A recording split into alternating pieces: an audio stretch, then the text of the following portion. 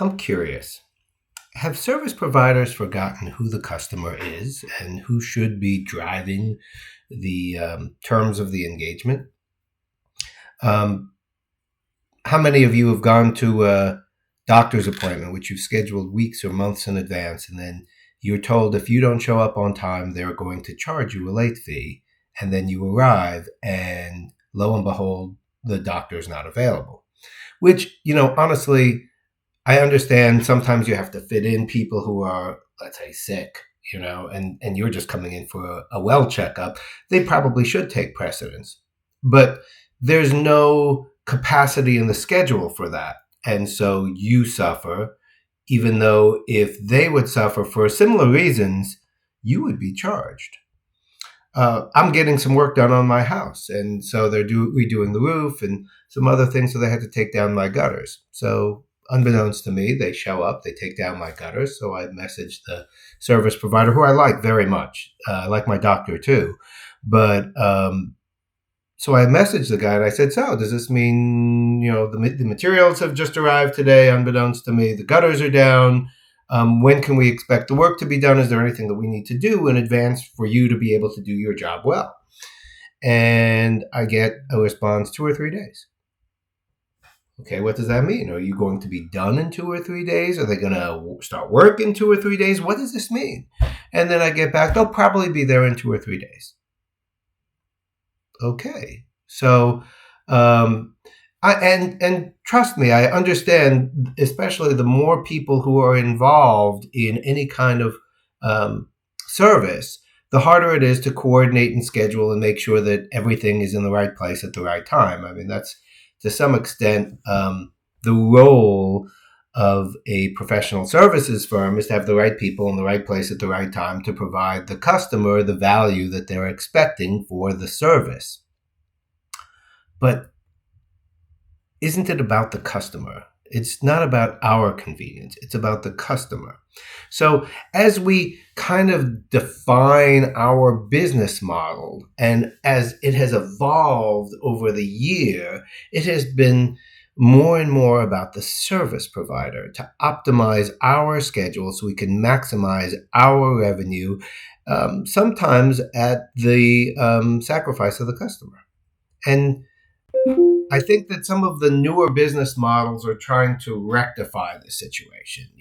There are concierge doctors now, right? They only take on so many patients. I have a partner in the iBusiness Network community called Axiology. For years, he's been a lifestyle partner who has gone with a theory that a professional service person, if they want to provide the ultimate service for the client, which is basically what do you need, when do you need it, they need to limit the number of clients that the professional service provider can have. And it's the same concept with concierge doctors and a lot of new business models.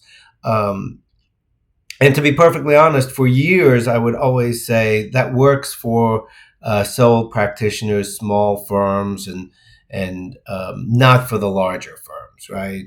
There have been people who have been saying for years, we need to ditch the timesheet. We need to stop billing by the hour because, at the end of the day, what is an hour worth? And I could talk about that for hours, but in summary, every hour is not created equal. And just because, let's say, I have more experience than a junior associate, that doesn't mean that an hour of my time doing a technical task that they could do better than me is worth more money to you. So over time, our business practices have really shifted from benefiting the customer to benefiting the service provider. And that's where the opportunity lies. That's why as, more of us people who have decided to shed the trappings of the historical models are finding niches by serving clients who match our ideal customer profile, right? The customers who want what we have to offer in the way that we offer it can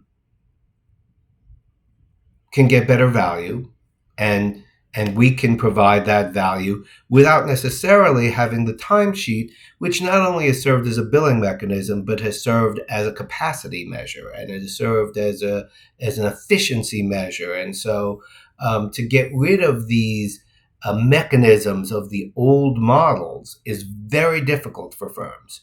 But more and more firms are doing it as the world shifts around them, right? As we went from traditional perpetual licensing models from software to subscription, where everything is as a service and the prices are relatively fixed based upon a measure of capacity, service providers have also gone to models of as a service, and they have stuck with the hours for the largest part to say that you can have as much service as you want up to a certain amount. Um, but and this is happening in larger firms too, because the market has been asking for it. They've been asking for certainty. The customer wanted cost certainty, and that cost certainty could shift risk to the service provider, but then again, aren't we the experts? So, bottom line here is, um, as you are planning your model for providing service, or as you, as a customer, are looking for service from a provider, it's really important to think what's important to you, right? Is cost certainty more important than maybe, let's say, having a traditional firm with a large bench of people who could potentially serve you in any way, shape, or form if the person is available? Or is it better to go with a niche firm who does just this one thing that you're asking for? Or, in our case, we kind of created this consortium so that this way we could have senior executives who have, let's say, chosen a lifestyle approach, who aren't working with these large firms anymore, serve as the advocates and architects, and then bring in, the other firms within the community to do those niche services, and often offer them at either a competitive or a fixed or a higher price. Could be any of them. But work the way the customer works, the way you as the consumer want it. So these are questions which will remain unanswered until the end of time, because the model will continue to change. It's just a thought to ponder: who is the customer, and who should be driving how the relationship is done? And what are the billing mechanism, what are the service mechanism, what are the service levels that you're expecting for this particular service that you're trying to receive to accomplish a goal. So if you focus on the goal and say, we want to accomplish this goal, how can we do it in a way that will serve us best? And then choose your service provider accordingly.